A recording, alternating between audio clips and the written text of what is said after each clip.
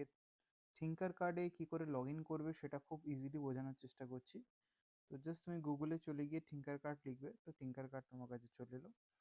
তুমি এখানে log in পেয়ে যাবে। তো লগ ইনে তুমি জাস্ট লগ ইনের মধ্যে এটা ক্লিক করবে।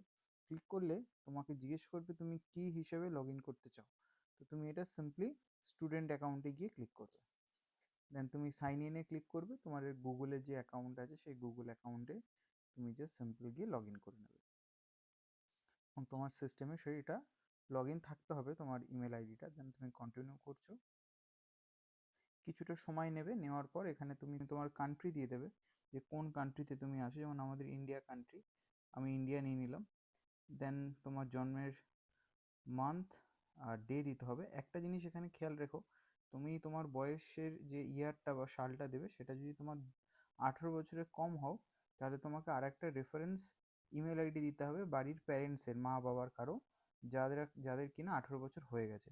তো সেক্ষেত্রে তোমরা একটু এজের ক্যালকুলেশনটা এমনভাবে করবে, যেমন ধরো তুমি 2000 সাল নিলে, 2002-3 নিলে, 2005-6 নিলে, তাহলে তোমার ক্ষেত্রে সেই প্রবলেমটা হবে না। আমি এখানে 2000 সাল নিয়ে নিলাম, অর্থাৎ আমার জন্মের তারিখ যেটা সেটা আমি একটু ম্যানিপুলেট করলাম আর কি।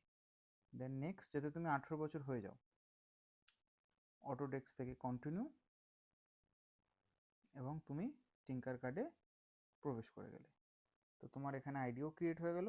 এবার তুমি এখান থেকে জাস্ট ক্রিয়েট বাটনে ক্লিক করবে। ক্রিয়েট বাটনে ক্লিক করলে 3টে অপশান, 3D, ডিজাইন, সার্কিট আর কোড ব্লক। তো যেহেতু আমরা সার্কিট ডিজাইন করব, তো আমরা সার্কিটে যাব, 3Dতে গিয়েও আমরা 3D করতে পারি। তো আশা করি তোমাদের আমি বোঝাতে পারলাম কীভাবে খুব সিম্পলি তোমরা লগ ইন করবে।